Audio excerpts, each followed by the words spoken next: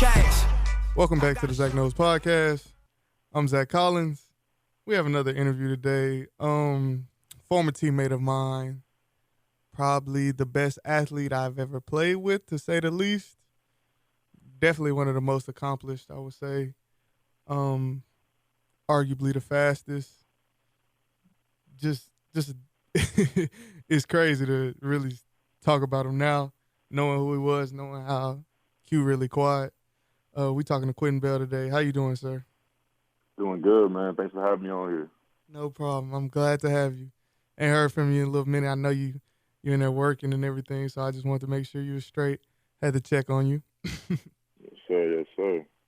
Okay, so we'll start it off, Q. Explain to me growing up in Long Beach, California, and the football, how it was growing up.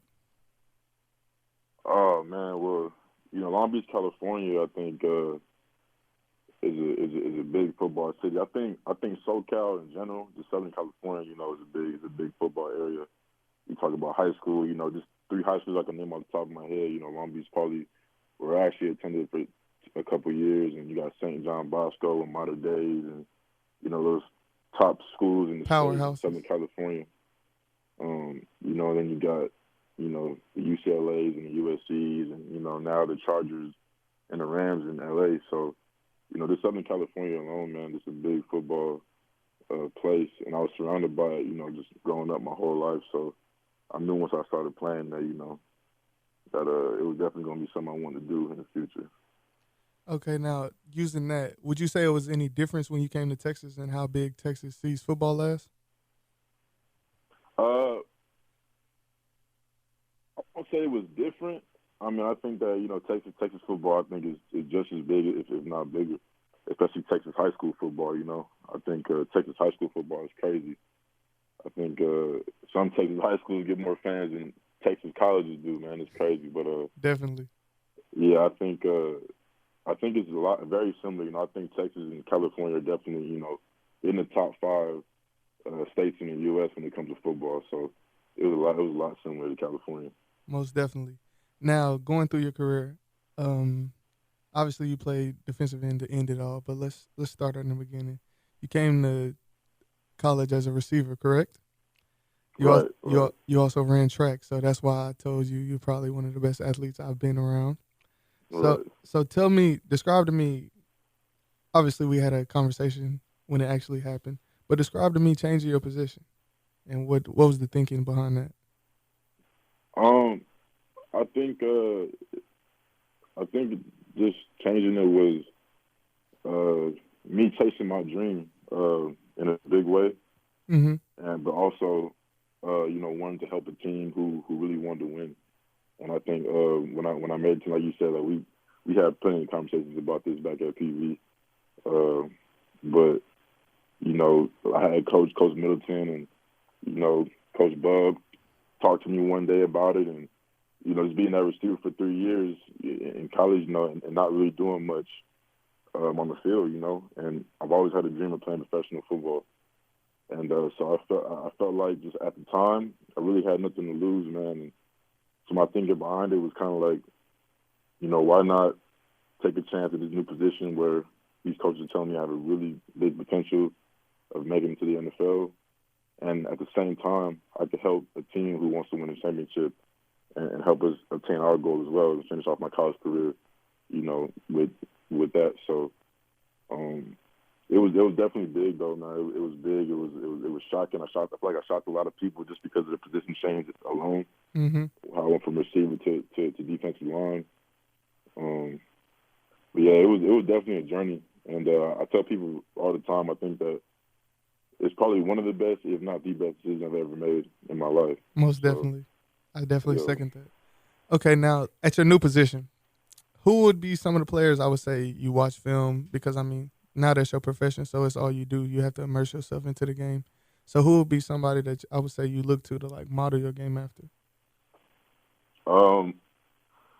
There's definitely a lot of speed rushers, that I watch, and just mainly, I kind of been watching, Von Miller and Khalil Mack. Big Beasley's another guy who I watch a lot.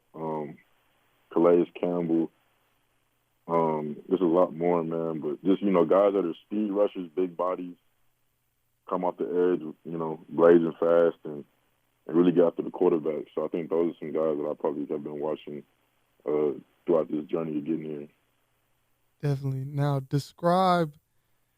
Okay, so the story came out that you went to dinner with John Gruden the week before the draft, correct? Correct. Okay, now tell me about going to dinner with him. You know, the big raspy voice, the huge personality that was on TV for what, 5, 6 years. Describe to me how that went for you that evening. Man, it was honestly it was a great experience. The Oakland Raiders. That was my fourth pre-draft visit and my last one that I went on. And Coach Gruden is a legend, man. He's a legend, and I don't think Definitely. it really hit me that I went to dinner with him until like after the dinner. And I was kind of like, man, I was just sitting next to John Gruden eating dinner with him, you know. And so we go in there, and I'm sitting in there, with a bunch of first rounders at a dinner table in Oakland, California. And I'm just talking to Coach Gruden and our general manager Mike Mayock, and just chopping it up with them, and they're asking me, just personal questions and a lot of football stuff. And it was a really good experience, man. John Gruden is a great coach. Like I said, he has a very unique personality. But he's a great person, man, and he's definitely the kind of coach that you want to play for. But just that experience, man, was just great. And then obviously getting the call from him on draft day that topped it off, man. So I'm definitely grateful that I got to meet him before and after the draft. So Okay, yeah, that was actually what I was going to next. Is just the feeling of you being called and you going somewhere that obviously your uncle played for. You going back to your home state. Like, what does that all mean to you being back home? man, honestly, just I think the Raiders drafting me was just probably like the most like unique team that could have picked me. Just like you said, my uncle used to play for them back in the '90s. They're a California team. I'm a California guy. Through and through. Um, it's just I mean like, and it's crazy because I actually had a draft party, and like a lot of my family members are wearing black and silver and black, and one of my I think my aunt's boyfriend, he had on a Raider jersey, so it was kind of like almost like it was like destined to be, Yeah. and the crazy thing about it is that I actually didn't think it was going to be the Oakland Raiders. And obviously Oakland was somewhere where I would have loved to, where I would want to be anyways, so I was hoping it was them. But when I got that call from him, man, it really was just, I still can't put into words how it felt. I really can't, it's like Yeah. I worked so hard and, been told a lot of different things. He's coming from a small school. He can't do this. He can't do that. He hasn't been playing that position for long enough. All he can do is run fast. So many ups and downs and so many doubters. But at the same time, so many people in my corner at the same time. And so just hearing that they were going to use a seventh-round pick on me, Mm-hmm. I really still can't even put it into words, bro. I really can't. Yeah, Like, I seen you. I was and I watching think you. I think I think you of all people, just being an OT man of mine, and seeing how hard I worked and where we come from, at Prairie View and everything. It's just a surreal feeling, man. And I'm just beyond blessed and still beyond blessed and beyond grateful just to even say I got drafted and just to be here up in Oakland, man. It's a blessing. So I'm getting chills right now just thinking about it. Just I would tell my yeah, producer, like, John, Q left us maybe like 225 after the season, right? Q comes back for pro day. How much you weigh, Q? Like 245? Just oh ripped. yeah, I was yeah. Ripped like in his grown man body for real. And he's still growing. So it's just crazy that I know fully what all he put into it. Cause you gotta think, I transferred to PV and then he one of the first people I see, this big 6'4" dude, 220, just ripped. Just looked like he's supposed to be made to play football and turned out he was. Now describe to me, okay, now you post drafted. Now you in camp, you experience it, you in a room. I would say we're probably one of the youngest defensive line cores. I would say which I got at least 4 DN rookies. Describe to me that room of hungry guys who you got different type of people. You got Farrell, you got yourself who came from a small school. You got I want to say the Michigan D line dude as well. Just explain to me the feeling within that room of wanting to bring something to the team that's desperately needed in the pass rush. Yeah. No, I think yeah. I mean, clearly you can see by the Raiders draft, that they put an emphasis on pass rushes. Yes. And like you said, there's a lot of guys in the room, myself, Clee, Max, got Arden Key, a second-year guy. So, there's a lot of young talent in that room, man, and we're all hungry to basically, fix the problem, basically, which is, the Raiders getting after the quarterback. And it's a really good atmosphere. We have a really good coach, Coach Buckner, who, is an NFL, vet, and he has a lot of knowledge, man. And it's just, like I said, it's just a great atmosphere, man. It's a room full of hungry dudes who are young and energetic and really take coaching well. I think that we just got done with our last day of OTAs today, and we got better as a team, but also as the defensive line. We got better each and every day we were on the field. So I'm definitely excited to going into minicamp next week and then going into training camp in August. To see if, when we put all these pieces together, and how it's really going to look. I'm really excited to see that. So most definitely. Now, let's look at the totality, I would say, from where you're at now to the beginning of football. What's 3 things you're going to always take away from football when the game is done?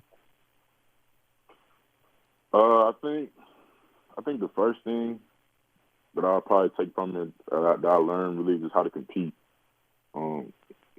I think that, like I said, I have a pretty unique story, and one thing that I feel like that got me here is competing. And obviously, I made a position switch that, if you don't want to work hard, if you can't compete, and that position switch would have never worked for me if I didn't really want it. You know what I mean? Definitely. So the first thing that I'll take from it is just, I learn how to compete and really go after what I want. I think the second thing I learned from it is just how to lead. I think football teaches people how to lead, man, and I think me myself, I'm more of a leader by example. And just, being at our school and, having a young D lineman and really young people on the team, period, and the whole team just watching me do what I was doing and working hard and, coming to pro day and things like that. So I think it just taught me, that, I am a leader. I became, you were at Prairie View when I was, a receiver. I wasn't really much of a leader, but then I made that transition and I became a leader. Yeah. And I think I was more of a leader by example. So that's another thing that I would say, that football taught me. And I think the last thing that I'll probably say football taught me, just, how to really just how to be accountable. You know what I'm saying? I think that football is a game where you got to hold yourself accountable and the man next to you, and kind of taught me, just how to man up and, basically do my job, do what I'm supposed to do on and off the field. Yeah. So I think that those are probably 3 things I take from the game that are going to help me through my entire life. Most definitely. Well, I want to tell you we proud of you for sure. And we want to, I'm going to definitely keep in touch with you, make sure you're good and everything. Keep on most definitely making sure you put on for not only Prairie View, but yourself, you opening the lane. Because, obviously your brother is coming up next with him leaving Arizona soon. I think he has, a year or 2 left. So it's just, you definitely, it's a lot of people looking up to you. And I'm proud of you. And I want to say thank you for giving me a little bit of your time. No problem, man. No problem. Always, bro. But I'm going to talk to you later, Q.